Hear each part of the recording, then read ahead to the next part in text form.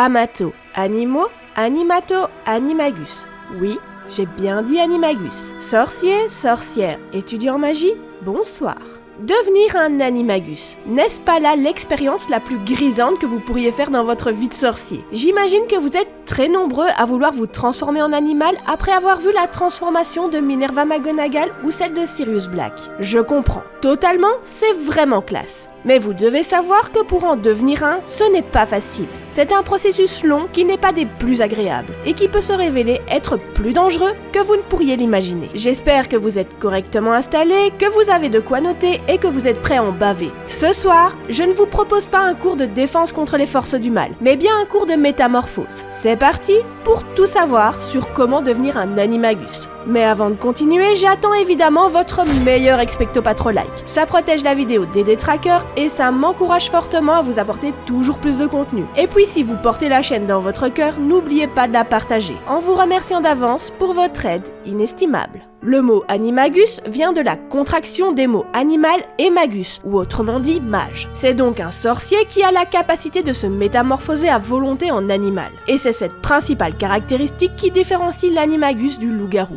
D'ailleurs, pour en apprendre davantage sur les loups-garous, je vous invite à aller regarder mon ancien cours sur le sujet. Sachez qu'avant de vous apprendre à vous transformer, il y a quelques points à éclaircir. Déjà, ce n'est pas parce que vous devenez un animagus que vous devenez forcément un métamorphomage. Pour rappel, le métamorphomage, c'est un sorcier qui a la capacité de changer spontanément son apparence physique sans polynectar ou sortilège. Et contrairement à l'animagus qui ne prend qu'une seule forme animale, le métamorphomage, lui, peut prendre une très grande variété de formes. Même si nous ignorons s'il est capable de procéder à une transformation complète sous une forme animale, une chose est sûre, il peut prendre l'apparence de n'importe qui. Et le plus important, on ne devient pas métamorphomage. C'est une compétence héréditaire. En d'autres mots, on est métamorphomage dès la naissance. Ce qui n'est pas le cas pour les animagi, puisque devenir un animagus, ça s'apprend. Deuxièmement, vous ne choisissez pas en quoi vous allez vous transformer. Ce n'est pas parce que vous aimez les panthères, les loups ou encore les aigles que vous allez vous transformer en ceux-ci. D'ailleurs, sachez que les animagi capables de se transformer en créatures ailées et donc capables de voler sont très rares. Gardez bien en tête que ce n'est pas un choix à la carte. Votre transformation sera étroitement liée à votre personnalité. Donc, vous aurez peut-être la chance de vous transformer en cerf comme James Potter ou en chat comme Minerva McGonagall. Ou alors en rat comme Peter Pettigrew ou en scarabée comme Rita Skeeter. Bref, vous l'aurez compris, votre personnalité est un parti pris pour votre transformation.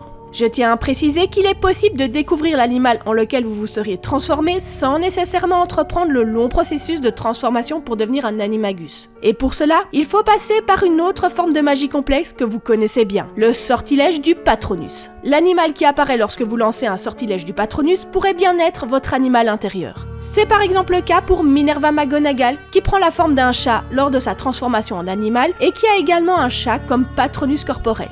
Alors d'après vous, en quoi vous transformeriez-vous si l'on devait se fier à votre animagus? Dites-le moi en commentaire. En parlant de transformation, il est possible que sous votre forme animale, vous gardiez un ou plusieurs traits distinctifs que vous possédez déjà sous votre forme humaine, comme par exemple des cicatrices, des piercings ou encore vos lunettes. On retrouve cette particularité physique chez de nombreux animagi, comme Rita Skeeter qui sous la forme d'un scarabée a des antennes bouclées faisant évidemment référence à ses cheveux, ainsi que des marques autour de ses antennes qui ne sont autres que les marques de ses lunettes ornées de bijoux. On retrouve également cette trace de lunettes chez Minerva McGonagall, qui sous sa forme de chat tigré a également des marques autour de ses yeux. Et vous pouvez retrouver d'autres traits distinctifs comme chez Peter Pettigrew à qui il manque un doigt à la main droite. Doigt qui manque également à sa patte droite lorsqu'il se transforme en rat. Vous devez aussi savoir que même si vous prenez la décision de rester sous votre forme animale, votre espérance de vie reste a priori la même que si vous étiez sous votre forme humaine. Et vous pourriez vivre des décennies sans aucun problème. Ce pauvre Ron a d'ailleurs fait l'expérience avec son très vieux rat de compagnie qui avait quand même des décennies à son compteur. Passons maintenant au cursus scolaire. Vous le savez, à Poudlard, ce n'est qu'en 3e année durant le cours de métamorphose que l'on découvre les animagi. Et entre nous, il est fort probable que cet apprentissage ne soit que purement théorique, contrairement à l'école de sorcellerie Ouagadou, qui propose une mise en pratique dès l'âge de 14 ans. Mais pourquoi Poudlard ne favorise-t-il pas la pratique comme son homologue africain? Tout d'abord, parce que l'école ne propose pas une formation poussée en métamorphose comme c'est le cas à Ouagadou. Et ensuite, parce que le processus est vraiment fastidieux. Et que si quelque chose se passe mal, cela pourrait vraiment s'avérer tragique. Quand je dis tragique, je parle d'horribles mutations mi-humaines, mi-animales. Et mauvaise nouvelle, il n'existe aucun remède connu à ce jour. Donc si vous mutez, Vous restez comme ça jusqu'à la fin de vos jours. Vous avez toujours envie de vous transformer? Très bien. Passons à la pratique. Enfin, je dois tout d'abord vous mettre en garde.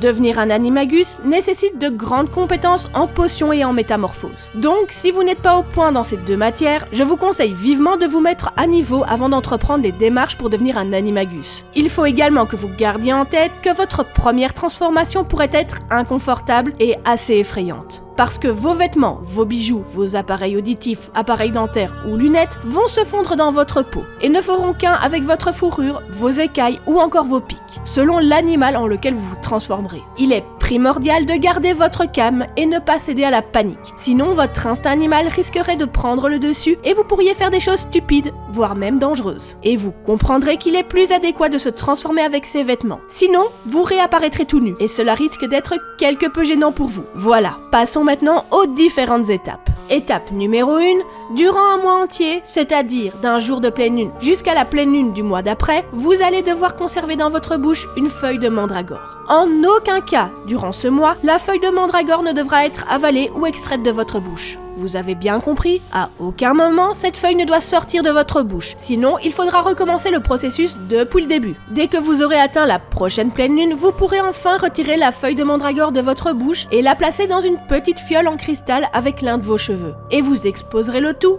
au clair de lune. Si ce fameux soir, la lune est cachée par des nuages, c'est raté. Vous pouvez recommencer le processus à zéro. Étape numéro 2, si l'étape précédente a été scrupuleusement respectée, alors vous ajouterez dans votre fiole de la rosée. Elle devra être récoltée avec une cuillère en argent dans un lieu qui n'a ni été exposé au soleil, ni foulé par l'homme durant une semaine entière. Et vous finirez votre concoction en ajoutant la chrysalide d'un sphinx tête de mort à votre mélange. À partir de ce moment-là, vous placerez votre fiole dans un endroit sombre et calme et vous veillerez à ne la déranger en aucun cas jusqu'au prochain soir d'orage. Alors oui, ça risque d'être très long. L'orage peut arriver au bout de plusieurs semaines ou même plusieurs mois. Durant cette longue période, n'oubliez pas de bien tenir votre fiole éloignée des rayons du soleil. Une exposition provoquerait les pires mutations possibles, alors on laisse bien tranquille sa concoction. Étape numéro 3, en attendant votre soir d'orage, vous allez devoir à chaque lever et coucher du soleil placer la pointe de votre baguette sur votre cœur et prononcer l'incantation Amato, Animo, Animato, Animagus. Si vous faites bien comme demander vos incantations matin et soir, il viendra un moment où vous sentirez entre la pointe de votre baguette et votre poitrine un deuxième cœur battre. Même si cela semble effrayant, continuez vos incantations jusqu'au prochain orage. Vous êtes sur la bonne voie. Étape numéro 4, dès que votre soir d'orage aura enfin éclaté, il sera temps d'aller chercher votre fiole de cristal. Si vous avez tout fait correctement, vous découvrirez une potion rouge sang. Étape numéro 5, il faudra vous rendre dans un endroit suffisamment grand et sûr afin de pouvoir procéder à votre transformation à l'abri de tout danger et regard. Vous placerez l'extrémité de votre baguette magique sur votre cœur et prononcerez encore une fois l'incantation Amato, Animo, Animato, Animagus. Et vous avalerez votre potion d'un coup. Étape numéro 6, si tout se passe comme prévu, eh bien je suis désolée pour vous, mais vous allez souffrir. Votre rythme cardiaque va s'accélérer et vous aurez de vives douleurs dans le corps. En toute logique, c'est à ce moment-là que la forme de l'animal que vous incarnerez se dessinera dans votre esprit. La transformation que vous avez tant désirée arrive avec tous les douloureux inconvénients que je vous ai énumérés plus tôt. Étape numéro 7, ça y est, c'est terminé. La transformation est complète. Et ce n'est que lorsque vous aurez bien repris le contrôle de votre corps et de votre esprit qu'il sera important de cacher votre baguette en lieu sûr, histoire de pouvoir la retrouver dès que vous récupérez votre forme humaine. Pour reprendre une apparence humaine, rien de plus simple. Formez dans votre esprit une image de votre corps aussi précise que possible. Cela devrait suffire à vous rendre votre apparence. Pas de panique si ça vous prend un peu de temps. Avec de la pratique, vous pourrez passer aisément de votre forme humaine à votre forme animale et inversement. Vous pourrez même passer de votre forme humaine à votre forme animale rien qu'en visualisant votre apparence animale. Incroyable, non? N'oubliez pas de vous enregistrer dans le registre des animagis du ministère de la Magie. Vous donnerez vos informations personnelles ainsi que votre apparence animale et vos traits distinctifs. Sachez que si vous ne vous enregistrez pas et que l'on vous attrape, c'est la prison des sorciers à coup sûr. Même si, sans vous mentir, très peu de sorciers s'enregistrent. Au XXe siècle, il n'y a eu que 7 animagi déclarés. Ces données étant accessibles au public afin de garantir que les animagi n'abusent pas de leurs capacités, il est fort probable que beaucoup ont préféré rester dans l'illégalité. Avant de terminer, retenez bien que devenir un animagus ne se fait pas du premier coup. Vous allez devoir tenter cette expérience à plusieurs reprises et cela pourrait prendre quelques années, comme ce fut le cas pour les maraudeurs. Il est bien entendu préférable de tenter l'expérience à plusieurs ou sous la supervision d'un sorcier plus expérimenté, comme l'a si bien fait Minerva McGonagall qui, sous la conduite de son professeur de métamorphose, Albus Dumbledore, a réussi sa transformation. C'est ici que se termine ce cours sur les animagi. J'espère qu'il vous aura plu. N'oubliez pas avant de transplaner de lâcher votre meilleur expecto patro-like et de partager ce cours de métamorphose à vos amis sorciers. Je ne vous le dirai jamais assez, un sorcier dans sa communauté est un sorcier heureux. Alors suivez-moi sur les réseaux sociaux et venez discuter, je vous attends. Twitter, Facebook ou Instagram, c'est comme vous voulez. Mais sachez qu'ensemble, l'aventure est bien plus passionnante. Sorciers, sorcières, étudiants en magie, au revoir.